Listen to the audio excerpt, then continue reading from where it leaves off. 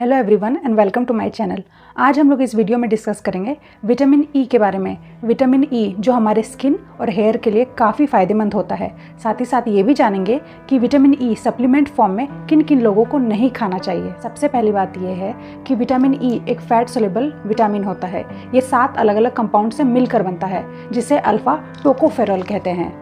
जिन लोगों का stress level काफ़ी ज़्यादा रहता है, एंजाइटी का शिकार रहते हैं, साथ ही साथ ओवर थिंकिंग भी करते हैं, जिस कारण से उनका ऑक्सीडेटिव डैमेज हो जाता है, ऐसे पेशेंट को डॉक्टर्स विटामिन ई सप्लीमेंट देते हैं ठीक होने के लिए। हमारी उम्र जैसे जैसे बढ़ती है वैसे वैसे हमारे शरीर में भी ऑक्सीडेटिव स्ट्रेस भी बढ़ता जाता है, जैसे कि किडनी प्रॉब्लम्स होना, उसके अलावा हमारे स्किन में प्रॉब्लम्स आना, हमारे हेयर ग्रोथ में प्रॉब्लम आना, या हेयर हेल्थ में भी, बालों के हेल्थ में भी काफ़ी सारे प्रॉब्लम्स आते हैं, जिनको नरिश करने के लिए विटामिन ई कैप्सूल जो है एज ए सप्लीमेंट फॉर्म में दिया जाता है।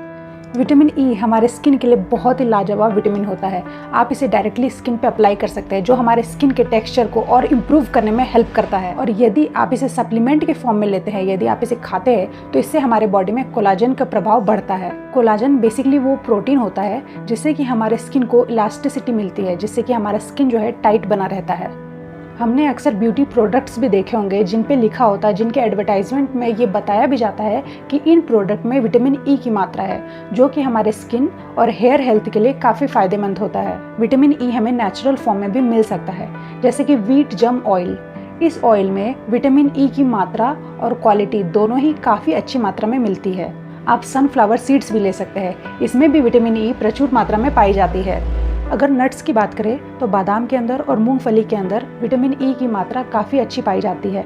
आप इसका लगातार सेवन भी कर सकते हैं, ये हमारे हेल्थ के लिए भी काफ़ी बेनिफिशियल है। अगर वेजिटेबल्स की बात करें तो ब्रोकली, पालक, टमाटर, इन तीनों सब्जियों में विटामिन ई की क्वांटिटी काफ़ी अच्छी मात्रा में पाई जाती है। फल की बात करें तो कीवी, मैंगो, एवोकाडो, इन तीनों फलों में विटामिन ई की मात्रा पाई जाती है। आप इनका सेवन लगातार कर सकते हैं।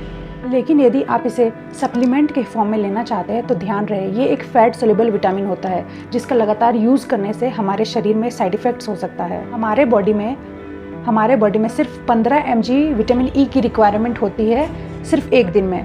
तो जो मार्केट में सप्लीमेंट अवेलेबल होते हैं वो 400 mg से लेकर के 800 mg तक के होते हैं। यदि आप विटामिन ई को नेचुरल सोर्सेस के रूप में ले रहे हैं, जैसे कि फ्रूट्स, नट्स, वेजिटेबल्स इत्यादि में, तो ये हमारे हेल्थ के लिए काफ़ी ज़्यादा फायदेमंद रहेगा। साथ ही साथ इससे कभी भी हमें फ्यूचर में दिक्कत का सामना भी नहीं करना पड़ेगा।